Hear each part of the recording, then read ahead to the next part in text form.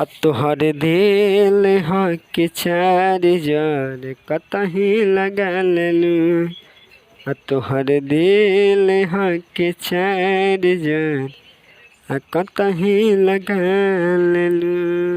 नमस्कार प्रणाम भैया लोग, हम राइटर धड़कन धनेश स्वागत करता नहीं हमेशा की तरह रहुआ लोग के अपन यूट्यूब चैनल में।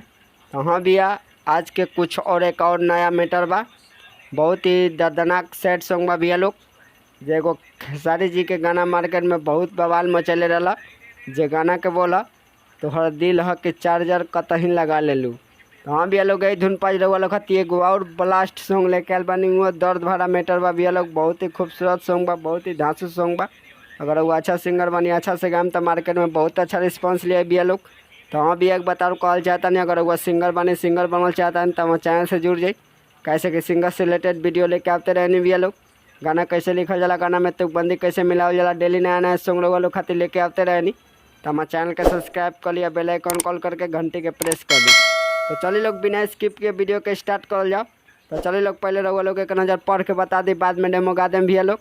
तो चलिए लोग स्टार्ट करल जाओ। सुनी ए बलम पहुँचा दी हमके घरे, रोत होई जान हमर बाटे नहीं हरे। एक बार आई भैया लोग फिर से, रहे में छन भर हमना।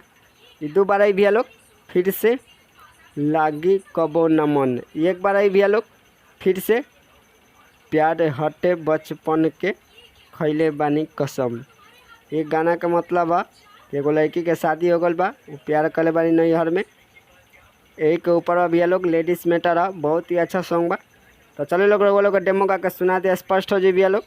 तो चलिए लोग स्टार्ट करल जाओ।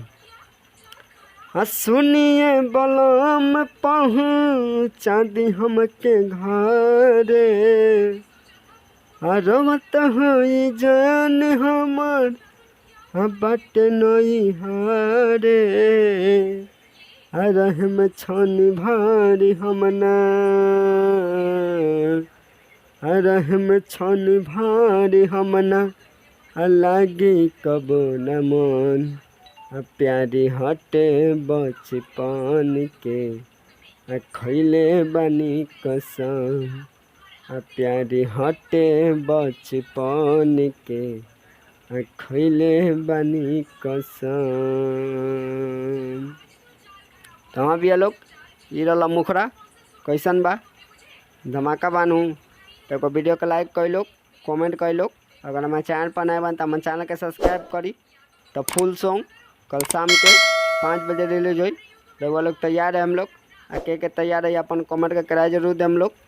तो चलिए मिलल जाए अगला वीडियो में, तब तक बाय, जय हिंद।